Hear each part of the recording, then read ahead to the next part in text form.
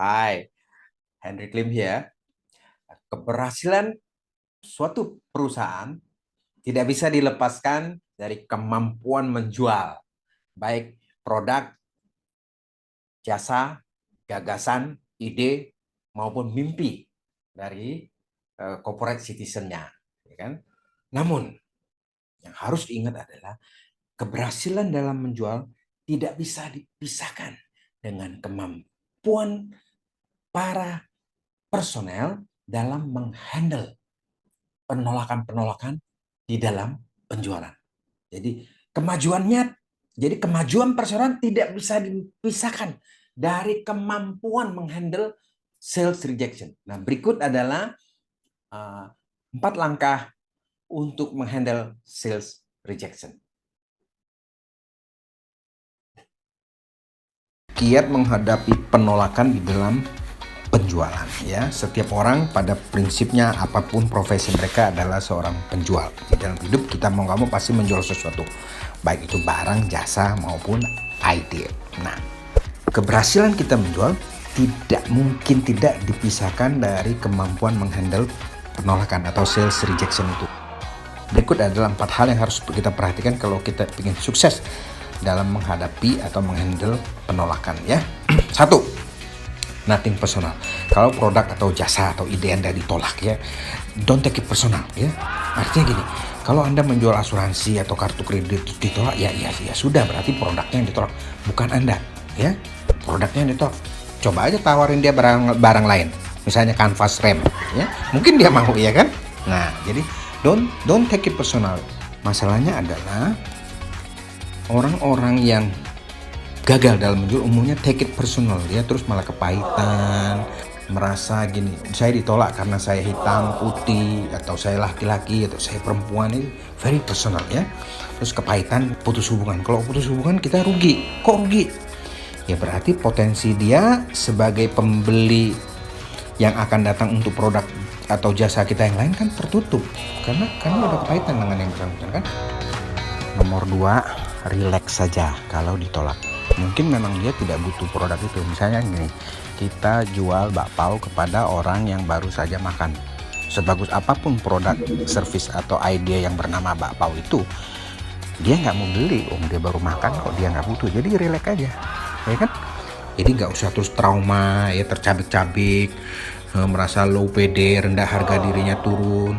Yang harus kita perbaiki adalah daya endus, daya sensitivitas kita, supaya kita hanya menawarkan kepada orang yang memang lagi butuh dan ingin.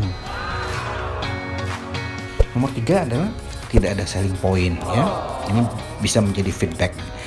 Misalnya kita jual barang, jasa, sama aja dengan jual ide. Terus ide atau barang itu tuh tidak ada keunggulan sama sekali, biasa-biasa aja, kayak komoditas gitu, ya, sami mawon sama yang ditawarkan orang lain. Dan orang lain udah nawarin lama, hubungannya udah ada, kita baru mau masuk, keunggulan nggak ada. Terus ngapain dibeli dari kita, ya kan? Nomor 4, nah ini risetnya. Orang-orang besar yang menjual itu ngasih tahu begini, penjualan hanya bisa ditolak 4 kali, ya. Itu penelitiannya Dr. Herbstreit yang dilansir oleh Jack Canfield, ya, di dalam bukunya Principle of Success, ya. Dia bilang gini, kalau ada 100 orang disuruh menjual produk, barang, jasa maupun ide, umumnya gini, pada penawaran pertama itu 46 orang akan drop begitu dia ditolak, ya. Dari 100 orang 40 orang bilang, oke, gue nggak mau jual lagi. Pada penolakan 24 orang tambahan akan bilang, oke, enough, saya tidak akan mencoba lagi teknik lain, jurus lain. Berarti udah 70 orang, kan.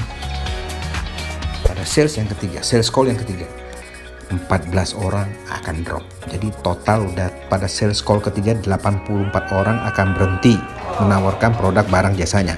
Tinggal 16. Nah, kuncinya ada dari sini. 60% penjualan dari sebuah industri, dari sebuah dunia bisnis, ya, 60% itu terjadi pada sales call keempat. Artinya 60%, Anda bayangin, 60% sales terjadi pada sales call keempat, di mana dari 100 orang itu tinggal 16 aja.